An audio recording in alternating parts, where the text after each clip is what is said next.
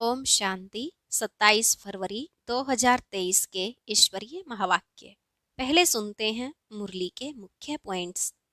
बाबा ने कहा, मैं तुम सबका बाप तुम्हारी सर्विस में आकर उपस्थित हुआ हूँ। तुम बच्चे तो बाप से भी बड़े ठहरे, इसलिए बाप बच्चों को नमस्ते करते हैं। गाया हुआ है, निराकार निरहंकारी। सारी सृष्टि का कल्याणकारी दाता एक ही है। उनकी भेंट में कोई भी मनुष्य इतनी सेवा कर न सके। बाप बेहद का है तो सेवा भी बेहद की करते हैं। जो यह कहते हैं कि सुख तो कागविष्टा के समान है, उनके लिए यह ज्ञान नहीं है। उनको फिर राजाई भी कैसे मिले? यह ज्ञान तो प्रवृत्ति मार्ग वालों के लिए है। जो बच्चे इस पुरानी दुनिया का संन्यास करते हैं, अर्थात ग्रस्त व्यवहार में रहते, कमल फूल समान रहते हैं, राजाई तो उनको मिलती है। यह बड़ा भारी यज्ञ है जो बेहद के बाप ने रचा है। जब तक सारी राजधानी स्थापन न हो जाए तब तक यह यज्ञ चलता रहेगा, भंडारा भी चलता ही रहेगा। तुम हो शिववंशी ब्रह्मा मुख वंशावली ब्राह्मण। तुम ब्राह्मण ही फिर से देवता बनेंगे। यह वर्णों का हिसाब सबको समझाना है। लास्ट में बाबा ने कहा, ज्ञान को अच्छी रीति समझ फिर औरों को समझाना है। कभी किसी से डिबेट नहीं करनी। जो बात समझ में न आए तो कहना चाहिए हम नए हैं। अपना देह अभिमान छोड़ बड़ों के पास रेफर कर देना चाहिए। अब सुनते हैं महावाक्यों को विस्तार से। मुरली का सार। मीठे बच्चे, बाप आया है बेहद सृष्टि की सेवा पर, नरक को स्वर्ग बनाना। यह सेवा कल्प कल्प बाप ही करते हैं। प्रश्न, संगम की कौन सी रस्म सारे कल्प से न्यारी है? उत्तर, सारे कल्प में बच्चे बाप को नमस्ते करते हैं, लेकिन संगम पर बाप बच्चों को नमस्ते करते हैं। बाप कहते हैं, मैं तुम सिकिलधे बच्चों की सेवा पर उपस्थित हुआ हूं, तो तुम बच्चे बड़े ठहरे ना। बाप कल्प के बाद बच्चों के पास आते हैं, सारे सृष्टि के किचड़े को साफ कर नरक को स्वर्ग बनाने। बाप जैसा निराकारी निरहंकारी और कोई हो नहीं सकता। बाप अपने थके हुए बच्चों के पांव दबाते हैं। ओम शांति। बाप आने से ही पहले पहले बच्चों को नमस्ते करें या बच्चे बाप को नमस्ते करें? तो बच्चों ने कहा बच्चे बाप को नमस्ते करें। बाबा ने कहा नहीं, पहले बाप को नमस्ते करना पड़े। संगम युग की रस्म रिवाज ही सबसे न्यारी है। बाप खुद कहते हैं, मैं तुम सबका बाप तुम्हारी सर्विस में आकर उपस्थित हुआ हूं, तो जरूर बच्चे बड़े ठहरे ना। दुनिया में तो बच्चे बाप को नमस्ते करते हैं, यहाँ बाप नमस्ते करते हैं बच्चों को। गाया भी हुआ है, निराकारी निरहंकारी, तो वह भी दिखलाना पड़े ना। वह तो सन्यासियों के चरणों में झुकते हैं, चरणों को चूमते हैं, समझ से कुछ भी नहीं। बाप आते ही हैं बच्चों से मिलने कल्प के बाद। बहुत सिकिलधे बच्चे हैं, इसलिए कहते हैं मीठे बच्चे थके हो। द्रौपदी के भी पांव दबाए हैं ना, तो सर्वेंट हुआ। वंदे मातरम किसने उच्चारा है? बाप ने। बच्चे समझते हैं बाप आया हुआ है सारी सृष्टि की बेहद सेवा पर। सृष्टि पर कितना किचड़ा है, यह है ही नरक, तो बाप को आना पड़ता है नरक को स्वर्ग बनाने। बहुत उकीर प्यार उमंग से आते हैं, जानते हैं मुझे बच्चों की सेवा में आना है, कल्प कल्प सेवा पर उपस्थित होना है। जब वह खुद आते हैं तब बच्चे समझते हैं बाप हमारी सेवा में उपस्थित हुए हैं। यहाँ बैठे सभी की सेवा हो जाती है, ऐसे नहीं सबके पास जाता होगा। सर्वव्यापी का अर्थ भी नहीं जानते। सारी सृष्टि का कल्याणकारी दाता तो एक है ना। उनकी भेंट में मनुष्य कोई सेवा कर न सके। उनकी है बेहद की सेवा। गीत जाग सजनिया जाग, नवयुग आया रे। ओम शांति। देखो कितना अच्छा गीत है। नवयुग और पुराना युग, युगों पर भी समझाना चाहिए। युग भारतवासियों के लिए ही है। भारतवासियों से वह सुनते हैं कि सतयुग त्रेता होकर गए हैं, क्योंकि वह तो आते हैं द्वापर में। तो औरों से सुनते हैं प्राचीन खंड भारत था, उसमें देवी देवता ही राज्य करते थे। आदि सनातन देवी देवता धर्म था, अभी नहीं है। गाया जाता है ब्रह्मा द्वारा स्थापना, विष्णु द्वारा पालना कराते हैं। करते नहीं हैं, कराते हैं। तो यह है उनकी महिमा। वास्तव में उनको पहले रचना रचनी है सूक्ष्म वतन की, क्योंकि क्रिएटर है। गीता के लिए तो सब कहते हैं सर्वशास्त्रमयी शिरोमणि श्रीमद् भगवत गीता, परंतु भगवान का नाम नहीं जानते। कौन सा भगवान? व्यास आदि शास्त्र बनाने वालों ने श्री कृष्ण का नाम डाल दिया है। गीता तो देवी देवता धर्म की माई बाप है, बाकी सब बाद में आए। तो यह हुई प्राचीन। अच्छा, भगवान ने गीता कब सुनाई? जरूर सभी धर्म होने चाहिए। सभी धर्मों के लिए वास्तव में एक गीता है मुख्य। सब धर्म वालों को मानना चाहिए, परंतु मानते कहाँ हैं? मुसलमान, क्रिश्चियन आदि बड़े कट्टर हैं। वह अपने धर्म शास्त्र को ही मानते हैं। जब मालूम पड़ता है कि गीता प्राचीन है, तब मंगाते हैं, परंतु यह तो जानते नहीं हैं कि भगवान ने गीता कब सुनाई।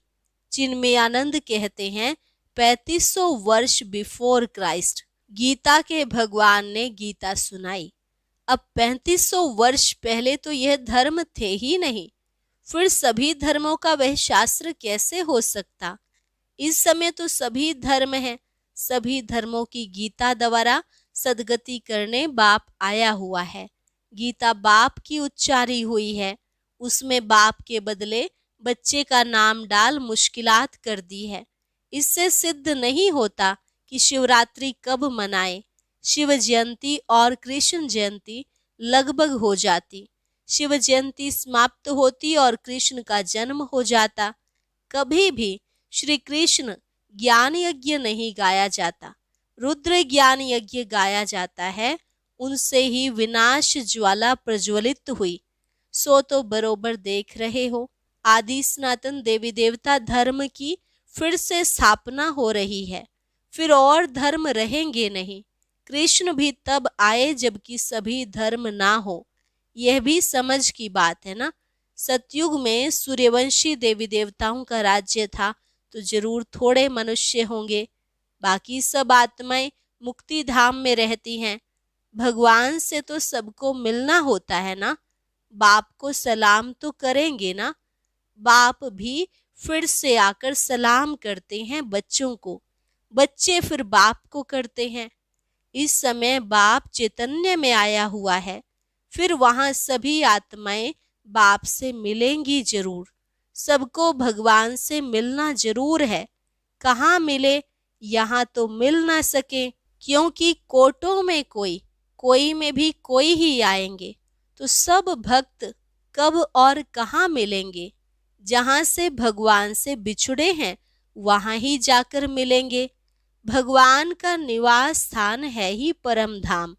बाप कहते हैं मैं सभी बच्चों को परम धाम ले जाता हूँ, दुख से लिबरेट कर। यह काम उनका ही है। अभी तो देखो अनेक भाषाएं हैं। अगर संस्कृत भाषा शुरू करें तो इतने यह सब कैसे समझे। आजकल गीता संस्कृत में कंठ करा देते हैं।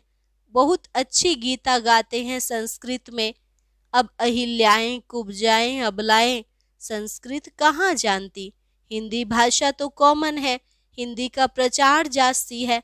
भगवान भी हिंदी में सुना रहे हैं। वह तो गीता के अध्याय बतलाते हैं, इनके अध्याय कैसे बना सकेंगे। यह तो शुरू से लेकर मुरली चलाती रहती है। बाप को आना ही है पतित सृष्टि को पावन बनाने। हेवनली गॉड फादर तो जरूर स्वर्ग ही क्रिएट करेगा, नरक थोड़े ही रचेगा। नरक की स्थापना रावण करते हैं, स्वर्ग की स्थापना बाप करते।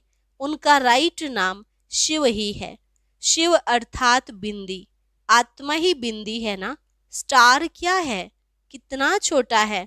ऐसे थोड़े ही आत्माएं ऊपर जाएंगी तो बड़ी हो जाएंगी। यह तो भ्रिकुटी के बीच में निशानी दिखाते हैं। कहते भी हैं भ्रिकुटी के बीच में चमकता है अजब सितारा। तो जरूर भ्रिकुटी में इतनी छोटी आत्मा ही रह सकेगी। तो जैसे आत्मा है वैसे परमात्मा। परंतु वंडर यह है जो हरेक इतनी छोटी आत्मा में सभी जन्मों का पार्ट भरा हुआ है, जो कभी घिसता नहीं है, फॉरएवर चलता रहेगा। कितनी गुह्य बातें हैं। आगे कब यह बातें सुनाई थी क्या? आगे तो कहते थे लिंग रूप है, अंगुष्ठाकार है। पहले ही अगर यह बातें सुनाते तो तुम समझ नहीं सकते। अभी बुद्धि में बैठता है। स्टार तो सब कहेंगे, साक्षात्कार भी स्टार का ही होता है। तुमको साक्षात्कार किस चीज का चाहिए? नई दुनिया का। नई दुनिया स्वर्ग रचते हैं बाप, वही सबको भेज देंगे। खुद एक ही बार आते हैं।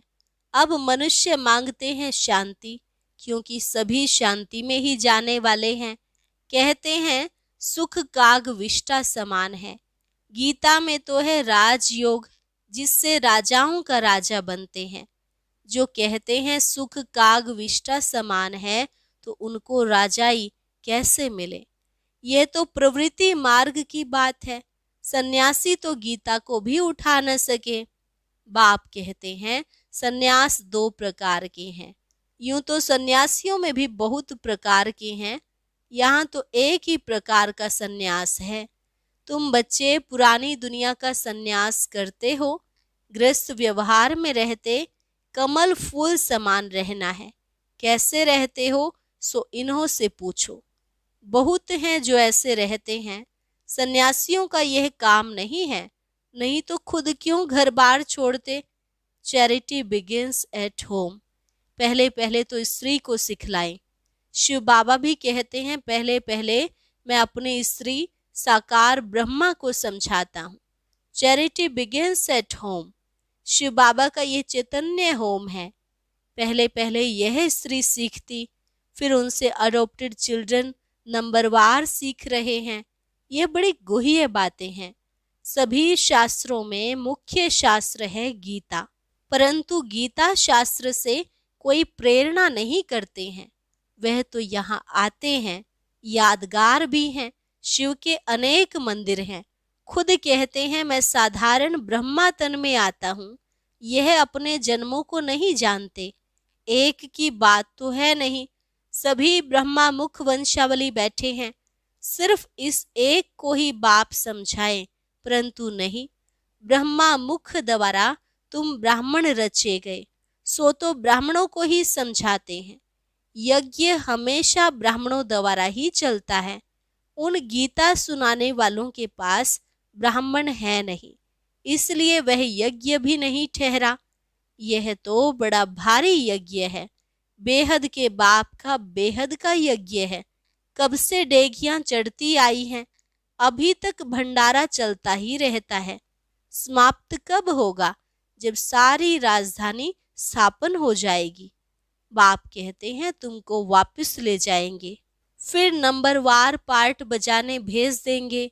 ऐसे और तो कोई कह ना सके कि हम तुम्हारा पंडा हूँ, तुमको ले जाऊंगा। जो भी पतित मनुष्य हैं सबको पावन बनाकर ले जाते हैं।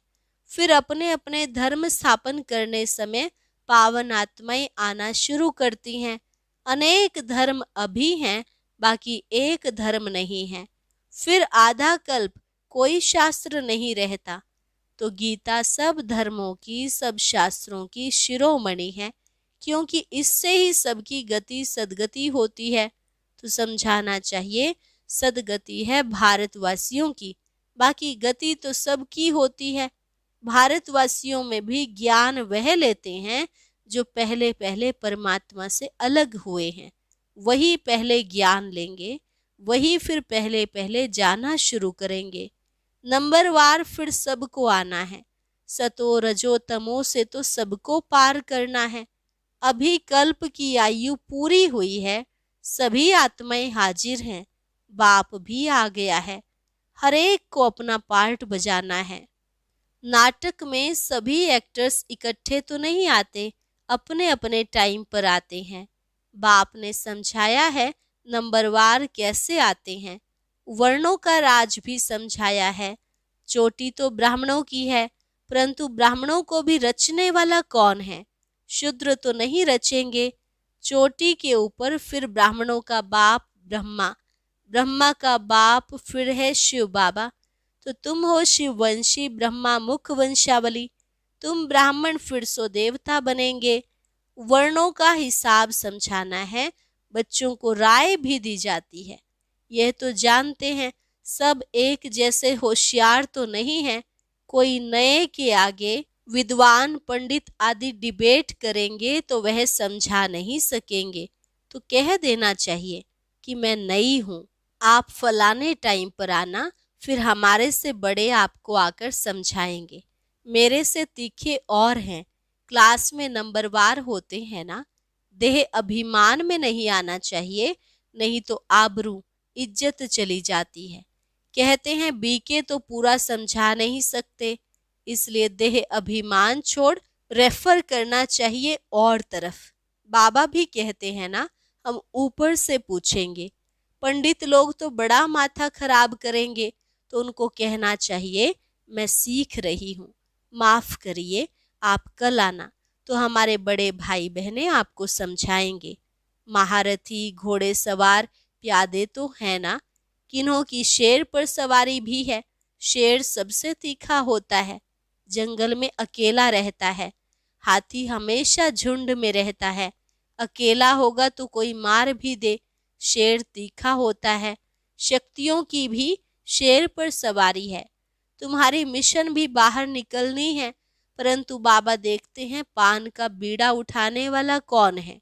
प्राचीन देवता धर्म किसने स्थापन किया, वह सिद्ध कर बताना है।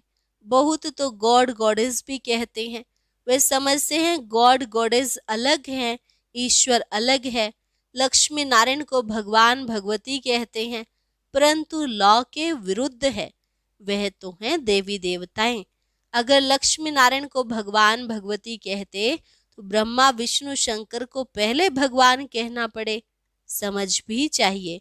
अच्छा, मीठे मीठे सिकिलधे बच्चों प्रति मात पिता बाप दादा का याद प्यार और गुड मॉर्निंग। रूहानी बाप की रूहानी बच्चों को नमस्ते। रूहानी बच्चों की रूहानी बाप दादा को नमस्ते नमस्ते, गुड मॉर्निंग। धारणा के लिए मुख्य सार।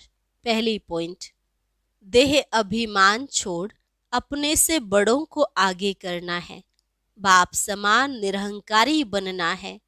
दूसरी point, charity begins at home. पहले अपने गृहस्थ व्यवहार को कमल फूल समान बनाना है। घर में रहते हुए बुद्धि से पुरानी दुनिया का संन्यास करना है। वरदान, संबंध में संतुष्टता रूपी स्वच्छता को धारण कर सदा हल्के और खुश रहने वाले सच्चे पुरुषार्थी भव। संबंध में संतुष्टता रूपी स्वच्छता को धारण कर सदा हल्के और खुश रहने वाले सच्चे पुरुषार्थी भव। सारे दिन में वैरायटी आत्माओं से संबंध होता है, उसमें चेक करो कि सारे दिन में स्वयं की संतुष्टता और संबंध में आने वाली दूसरी आत्माओं की संतुष्टता की परसेंटेज कितनी रही। संतुष्टता की निशानी, स्वयं भी मन से हल्के और खुश रहेंगे और दूसरे भी खुश रहेंगे। संबंध की स्वच्छता अर्थात संतुष्टता, यही संबंध की सच्चाई और सफाई है। इसलिए कहते हैं सच तो बिठो नच। सच्चा पुरुषार्थी खुशी में सदा नाचता रहेगा। स्लोगन, जिन्हें किसी भी बात का गम नहीं, वही बेगमपुर के बेफिक्र बादशाह हैं। जिन्हें किसी भी बात का गम नहीं, वही बेगमपुर के बेफिक्र बादशाह हैं। अच्छा, और अब सुनते हैं आज का अव्यक्त ज्ञान मोती। ये एक बहुत संस्कारितापूर्ण वीडियो है, जरूर देखें, कोई भी मिस ना करे।